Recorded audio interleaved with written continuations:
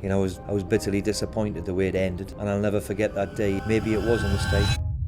I never respected him. Those words came from a Premier League footballer about his own manager. Not in private, not behind closed doors, but straight to Steve Bruce's face, in front of the entire squad. And that footballer was not alone. Bruce's 25-year managerial career is filled with public wars, training ground bust-ups, and players who openly despised working under him. This is not about tough love or old-school discipline. This is about a pattern of humiliation, exile, and ego battles that left careers damaged and dressing rooms divided. Today, we are counting down 6 players Steve Bruce truly hated. And the feeling was mutual. Let's start with one of the most embarrassing public shamings in modern football. January 2017, Aston Villa. Steve Bruce had just signed striker Ross McCormack for £12 million.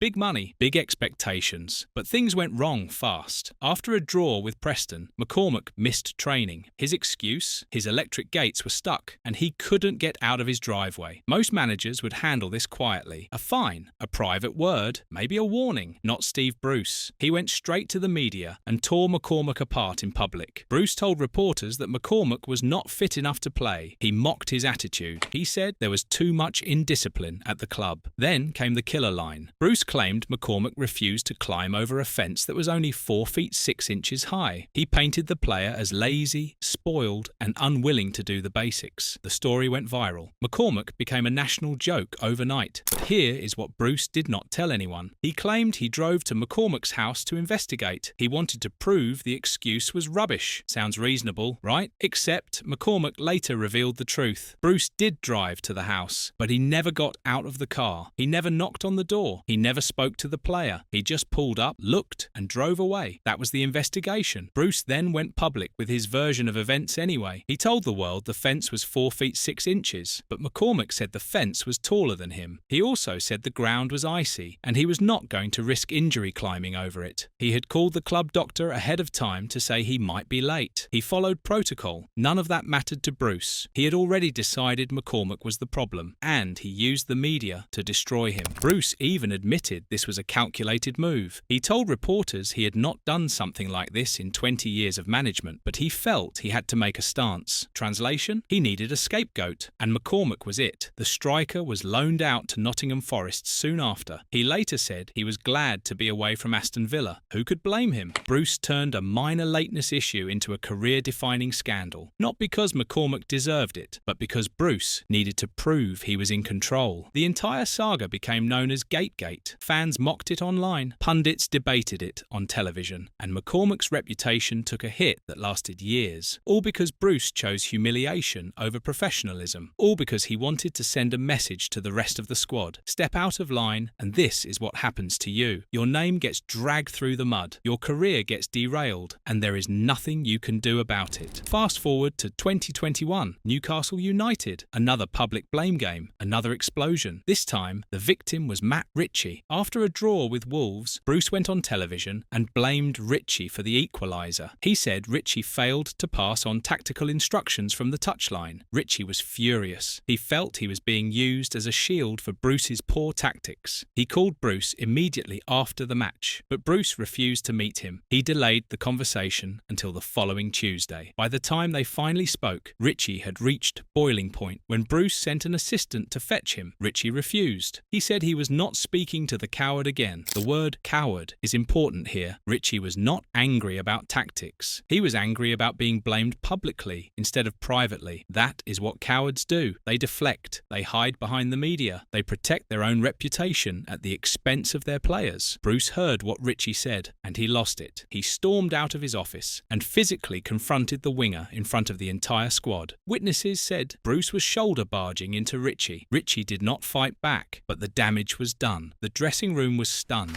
During the argument, Bruce allegedly said, "After all I have done for you." Ritchie, who had just signed a new contract, replied, "You have done nothing for me." Then Bruce said something even more revealing. "What are you going to do? Tell Lee Charnley?" Lee Charnley was the managing director. Bruce was paranoid that players were reporting him to the board, and he was probably right. But instead of fixing the problem, Bruce went on the hunt for a mole. He launched an investigation to find out who leaked the story. When journalist Craig Hope broke the news, Bruce banned him from press conferences, even though the story was accurate. Even though Bruce himself later admitted the row happened, he still attacked the journalist for being negative and unbalanced. Bruce said hope needed putting in his place. This tells you everything. Bruce did not care about the truth. He cared about control. The physical bust-up was fine. The leak was unforgivable. In the end, Richie was forced to apologise in front of the entire squad, not because he was wrong, but because that is how Bruce operates. Submit or suffer. Now, we get to the quote that sums up Steve Bruce's entire career. "I don't do tactics." Those words allegedly came from Bruce's own mouth during a half-time team talk at Newcastle. The team was losing by 2 or 3 goals. Players were asking for tactical changes. Dwight Gale and Matt Ritchie had been asking for weeks, maybe months. They wanted a plan. They wanted structure. They wanted to know what they were supposed to be doing. Bruce's response? "Boys, you keep asking for tactics. I don't do tactics. Just put your boots on and work hard." Gale revealed this story years after leaving Newcastle. He said players struggled to develop under Bruce. He said Bruce did not spend enough time working on things in training. This was not a casual complaint. This was a professional striker saying his manager was tactically clueless. And how did Bruce respond? Did he defend his methods? Did he explain his philosophy? No, he went straight for Gale's biggest failure. Is that the legendary Dwight Gale who missed the chance in the quarter-final against Manchester City? Bruce mocked him on live television. Then he added, "I have been around the block a long time. I have managed over 1,000 games. But according to Dwight, I don't know what I am doing." Notice what Bruce did not do. He did not deny the quote. He attacked Gale's credibility instead. That is the behaviour of someone who knows the accusation is true. And Gale was not alone. Former Newcastle striker Michael Chopra said the same thing in 2019. He claimed players did not know their jobs under Bruce. Bruce's response? Who is he? Absolute lies. "I am not taking notice of someone who played 20 games and scored 1 goal here." Again, no tactical defence, just personal attacks. Even a 2011 article in The Guardian highlighted this. After Bruce was sacked by Sunderland, a journalist recalled asking him about using a Christmas tree formation. Bruce replied, "I am not really into tactics." The article concluded that his inability to tweak formations during matches was a principal reason for his dismissal. This is not a one-off accusation. This is a career-long pattern. And the most damning evidence? Bruce's own striker, Callum Wilson, said in 2021 that new coach Graham Jones complimented Bruce because Jones was more tactically aware and up-to-date. That is a polite way of saying Bruce was not. And when players asked for tactical help, Bruce saw it as dissent. He treated professional questions like personal attacks. Then he punished the players for daring to ask. At Sunderland in 2010, Bruce had a blazing row with defender Anton Ferdinand. The dispute started when Bruce accused Ferdinand of exaggerating a hamstring injury. Ferdinand disagreed. The argument turned into a full training ground blowout. Bruce's immediate reaction? He tried to sell Ferdinand. He wanted him gone. He made concerted efforts to move him out of the club, but no transfer happened, so Ferdinand was stuck, and Bruce held all the power. Bruce later said he left things up to Anton. That sounds reasonable, until you realise what he meant. He meant Ferdinand had to come back and apologise, not just to Bruce, to everyone. Ferdinand eventually did. He apologised to Bruce. He apologised to the squad, and only then was he allowed back into the team. In fact, Bruce was so pleased with the apology that he put Ferdinand in line to become captain soon after. This is the pattern. Challenge Bruce's authority and get exiled. Apologise publicly and get rewarded. Bruce even said, "In management, I have always said the one thing I will never do is bear a grudge. But that is only true if you apologise, if you submit, if you prove you know your place." Ferdinand did, and Bruce forgave him, not because he was fair, but because Ferdinand passed the test of loyalty. In 2014, Steve Bruce signed Haytham Ben Arfa on loan at Hull City. Ben Arfa was a creative, skillful winger. He was also someone who valued his role as a playmaker more than running up and down the pitch. Bruce hated that. After just 35 minutes of a match at Old Trafford, Bruce substituted Ben Arfa. It was humiliating, and Bruce wanted to justify it with data. He asked his analysts for running stats. They told him the goalkeeper, Alan McGregor, had covered more ground than Ben Arfa. Bruce was stunned. He used this stat to prove Ben Arfa was lazy, but Ben Arfa scoffed at the data. He did not believe running around aimlessly was his job.